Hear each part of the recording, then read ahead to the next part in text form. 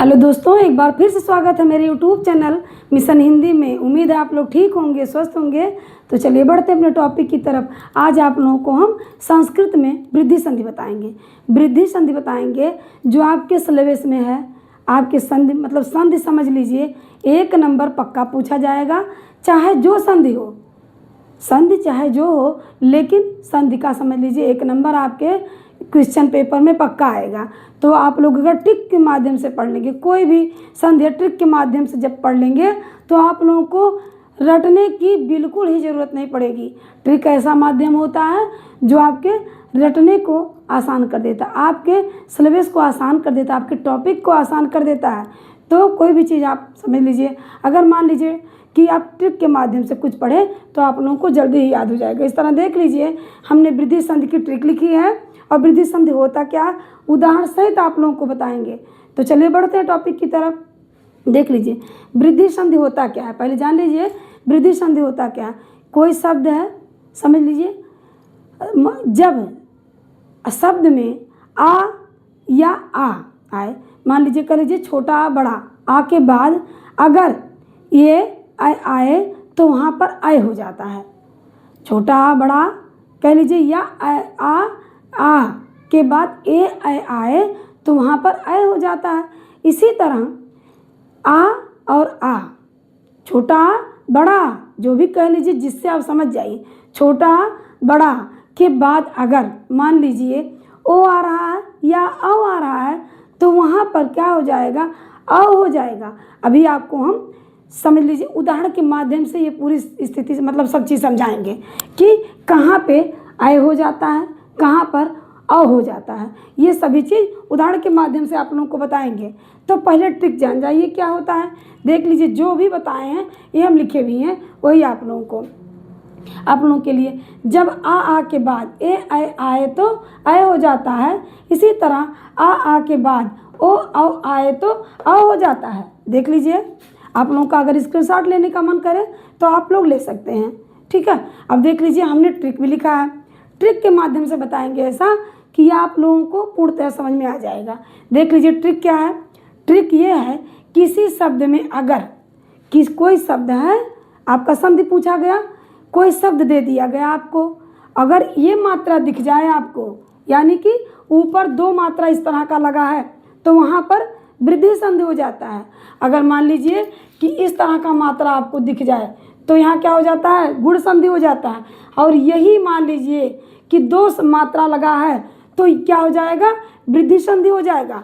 अगर ये मात्रा आप लोगों को दिख जाए तो समझ जाए यही सबसे बड़ा ट्रिक होता है कि अगर किसी शब्द में ये मात्रा किसी संधि में आपको पूछा जाएगा कि किसी संधि मतलब कौन सी संधि है, 2 मात्रा दे दिया गया तो आप लोग ये जान जाए कि वृद्धि संधि। वृद्धि संधि का सबसे बड़ा ट्रिक यही होता है कि ऊपर 2 मात्रा दिख जाता है तो वहाँ पर क्या होता है, वृद्धि संधि होता है।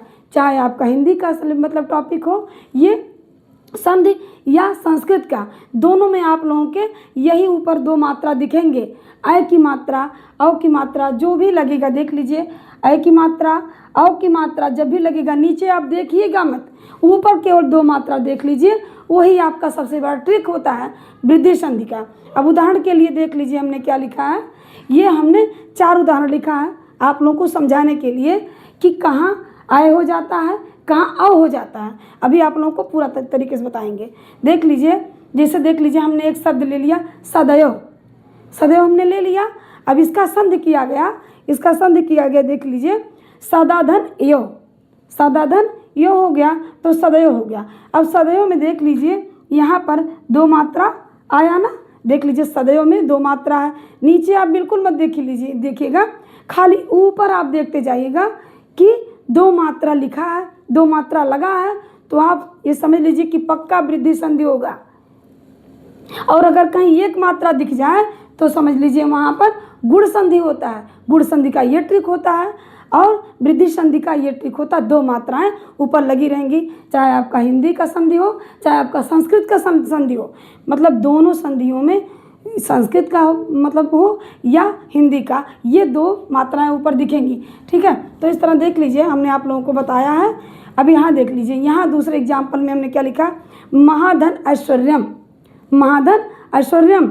अब देख लीजिए माहेश्वर्यम, ठीक, देख लीजिए यहाँ पर दो मात्राएं दिखी, ठीक है। अब देख लीजिए सदा धन्यो में देख लीजिए आ है, यहाँ बड़ा आ हो गया और ये दोनों देख लीजिए बड़ा आ, ये मिलाकर आय हो गया। इसी तरह हम बताए हैं ना आप लोगों को, देख लीजिए बड़ा आ और ए मिलाकर क्या हो गया, आय हो गया। बड़ा आ और यहाँ पे देख लीजिए बड़ा आ है, इसमें आ की मात्रा छिपी है ना, तो देख लीजिए यहाँ बड़ा आ हो गया और यहाँ पर ये हो गया, तो ये आय हो गया, दोनों को मिलाकर क्या हो गया, आय हो गया। सदैव में क्या है, आ धन ए बराबर आय। इसी तरह देख लीजिए महाधनेश्वर्यम में क्या है, बड़ा आ यहाँ पे है, या कह लीजिए आ दीर्घ आ है, ठीक है। तो यहाँ आ और आय देख लीजिए, आय यहाँ पे दिख ही रहा है, तो दोनों को मिलाकर क्या हो गया, आय हो गया। तो देख लीजिए यही हमने लिखा है कि आ के बाद आय आए तब भी ये आय ही हो जाता है। इसी तरह देख लीजिए तीसरे नंबर का जो उदाहरण हम लिखे हैं ये है जलधन ओघा, जलधन ओघा। तो देख लीजिए ला में आ छिपा है, ये ला व्यंजन में आ स्वर छिपा है, ठीक है। व्यंजन जो होता है उसमें बिना स्वर के सहायता के वो चल ही नहीं पाता है। हर व्यंजन में, व्यंजन वर्ण में स्वर मतलब रहता है। तो देख लीजिए यहाँ पर आ छिपा है, आ ला में छिपा है, तो यहाँ पे देख लीजिए ओ आ और ओ, यही हम बताए हैं कि आ और ओ मिलाकर क्या हो गया, औ हो गया। आ और ओ मिलाकर औ हो गया। तो इसी तरह देख लीजिए जलधन ओघा बराबर जलौघा। अरे यहाँ पर आ आया, यहाँ पर ओ, आ और ओ दोनों मिल गए तो औ हो गया। यही हमने बताया है और यहाँ अंडरलाइन करके आप लोगों के कोष्टक में लिख दिया है ताकि आप लोग अच्छे से समझ जाइए। अंतिम जो हम लिखे हैं उदाहरण, ये कौन सा उदाहरण देख लीजिए, वन धन औषधि, वन धन औषधि बराबर क्या हो गया, वन औषधि, क्या हो गया, वन औषधि। यहाँ पे देख लीजिए हमने आप लोगों के मतलब ट्रिक के लिए लिख दिया है, जानने के लिए लिख दिया है, आप लोगों के आसान करने के लिए लिख दिया है। यहाँ पर दो मात्राएं हमने लिख दिया है कि देख लीजिए वनौषधि में भी दो मात्राएं हैं, जलौघ में भी दो मात्राएं हैं, महाश्वर्य में भी ये है दो मात्रा है, सदैव में भी देख लीजिए दो मात्राएं हैं। तो यहाँ पर मतलब ये दो मात्राएं ही वृद्धि संधि का सबसे बड़ा पहचान होता है। अब देख लीजिए आ है, वो ना में आ छिपा कि नहीं है, इसमें देख लीजिए ना जो है व्यंजन वर्ण है, व्यंजन वर्ण में स्वर छिपा रहता है, ठीक। तो देख लीजिए बिना वो मतलब व्यंजन वर्ण जो होते हैं बिना स्वर के चल ही नहीं सकते हैं, हर व्यंजन वर्णों में स्वर छिपा रहता है। अब देख लीजिए यहाँ पर आ है, ठीक, आ है ना में छिपा है और ये औ, तो आधन औ बराबर औ, आधन औ बराबर औ, यही देख लीजिए हमने ऊपर लिखा है और यही सब उदाहरण की सहायता से आप लोगों को बाकायदा बताए हैं कि आप लोग अच्छे से समझ जाइए। अब देख लीजिए यहाँ पर हमने ट्रिक भी बताया है, उदाहरण सहित आप लोगों को समझाया है, यहाँ वृद्धि संधि होता क्या है यहाँ हमने समझाया है। तो इस तरह से हम आप लोगों को अच्छे तरीके से समझाए हैं। उम्मीद है मेरा वीडियो आप लोगों को अच्छा लगा होगा। अच्छा लगा मेरे वीडियो को लाइक कर दीजिएगा, चैनल को सब्सक्राइब कर दीजिएगा और कमेंट करके आप लोग ज़रूर बताइएगा कि कैसा लगा मेरा वीडियो।